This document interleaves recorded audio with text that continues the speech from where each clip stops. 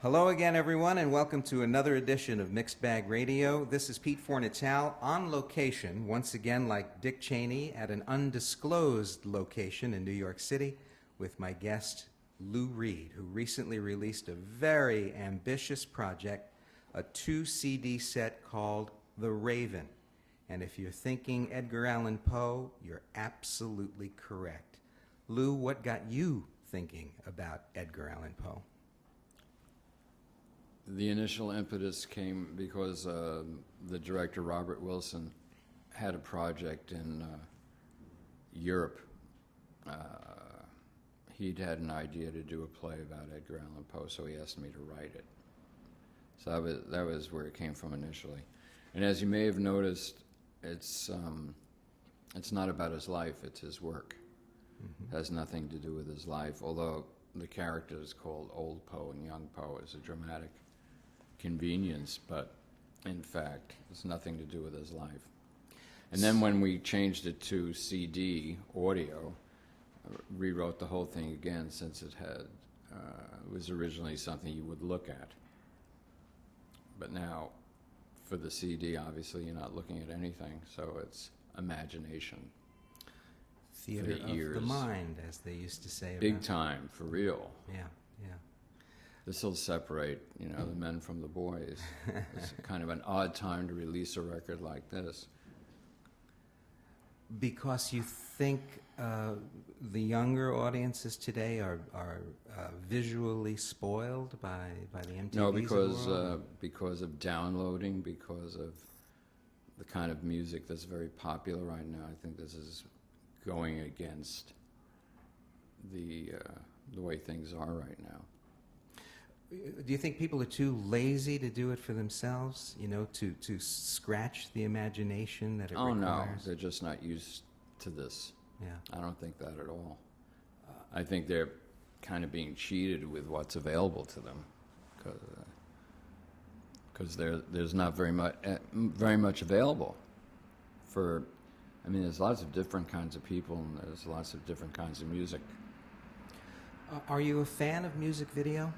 Did you have to be dragged in kicking and screaming, or did you jump in? Well, for instance, I mean, it's like you can't say a blanket thing about anything.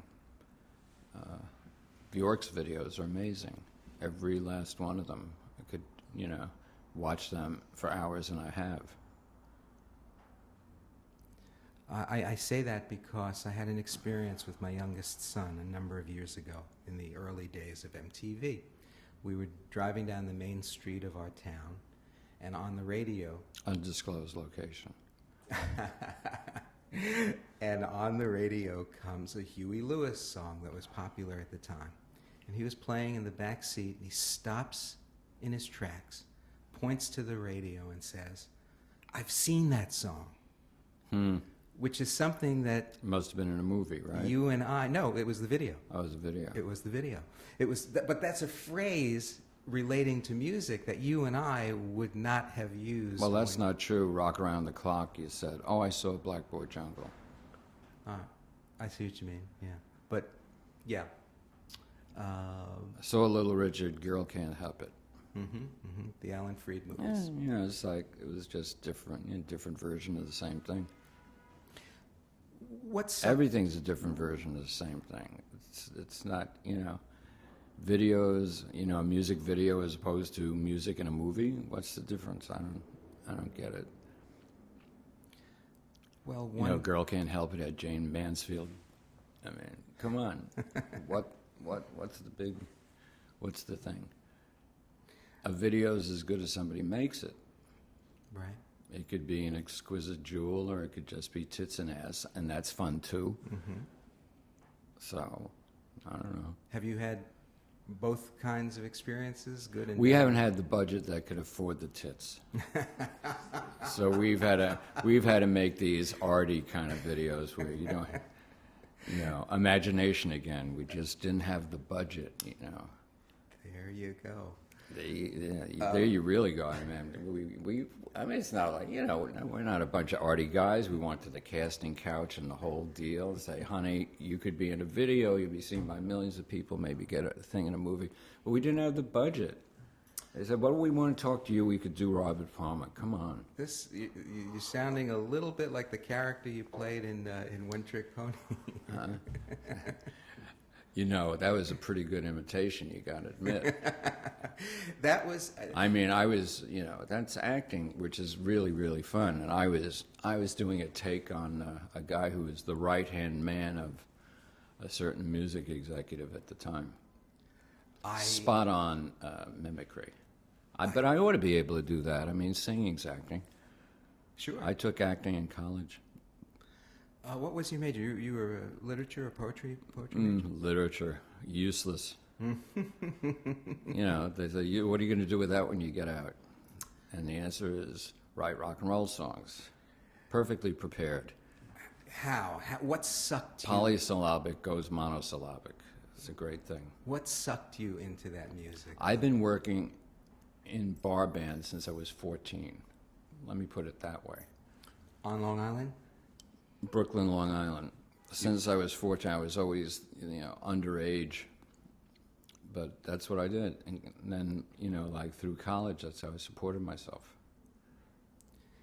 But who were you listening to that made you want to do it? How did that door open for you? Mel Torme, you know, I'm joking. Yeah, it's like, you know, the usual, everybody cites the same examples. You know, it's all true. I mean, are we talking about Alan Freed? Are we talking We're talking about Alan Freed. We're talking about The Sound of the Hound, The Magnificent Montague, and everything those guys played. I hadn't expected to go here until much later, but it's such an anthem that celebrates what you're saying right now. I just have to ask you if I can make the connection between what you were just saying and the song Rock and Roll. Oh, well, sure. I mean, that's why I wrote it. I just changed the gender. It sounded better that way. Mm-hmm, mm-hmm. I mean, rock and roll, I see rock and roll as an example of the life force. It's unthinkable not to have it. And then once having heard it, not to want to be part of it. I mean, it's like, even to this day, A&R men are guys who couldn't make it in a band. I mean, it used to be people at record companies were people who couldn't make it in a band, you know, or they were a roadie and couldn't do it anymore. And then it took a real turn and you suddenly started getting lawyers. It got strange. But it used to be people who just want to be near the music. It used to be, we were talking about the other day, it used to be a really big deal when certain people put out a record. But a record, you know, didn't come in that plastic shit. I mean, I don't have anything against CDs. I wish they kept the big album covers and put the CD in the middle, and then you had nice big pictures and nice liner notes you could see without using some kind of microscope. It's interesting, consciously or subconsciously, what you did in this CD, The Raven, was to put an album cover, but it has to have folds in it because it has to fit the package. And that thing's really, you know, that's also, I don't know whether they gave you the one that doesn't come in the plastic jewel box. Yes. Well, the thing is, that's hard to get. I had to wait 2 months. You think I'm kidding? I mean, yeah, I think they made 8 of them. There's something too. about Beautiful stuff by Julian Schnabel in there. Yeah. While we're talking about the package itself, it's all black and white graphics, and I'm sure that wasn't a coincidence. Am I correct? No, of course it's not a coincidence. Gee, you forgot to put the color in the film? What? You did what? No, I mean, my friend Julian Schnabel, he's a great artist, great film director, great photographer. He did this package. But this will be a collector's item, kind of like a Velvet Underground with a cover by Warhol. That's if you think he really did it. If you think Warhol really did, or Schnabel really did. No, I know Julian did that. We never really knew what Andy did. You have some doubts about it? No, I was just joking around. He was so smart, it was scary. A banana peel for a cover. Brilliant. And you unpeel it, and there's a pink banana. No one's ever done better than that. No one, not even close. I think Julian says about this work that it's his second favorite to the very one that you're talking about. Oh, sure. No, he knows that. But black and white. Andy's a very big mountain. You know, whether people know it or not. How I much? mean, there's a bunch of us, like, you know, the University of Warhol. Sure. And we're out there doing, this, you know, his stuff is still all over the place. Amazing. And of course, now that he's dead, it's, you know, gazillion dollars for one of his paintings. And at the time, they said he's an idiot, which shows, you know, what critics know. Right. There's no one stupider than a critic. It's not possible. It's not possible. Time Out magazine, Time magazine, you're talking about, it's not even what you scrape off your shoe. It's like trying to play a record and be reviewed by the Lumberyard Special. I was going to ask you if you've You know, ever... people who rate plywood. That's who's judging records. It's fantastic. Have you ever... Do you think you've ever been helped or hurt by a review of your work? Helped? I can't even imagine it. How could it help? In the sense that Robert Shelton's review of Dylan in the New York Times got him signed to Columbia Records. Well, that didn't happen to me, so you'd have to ask Bob about that. What about the other side? Hurt?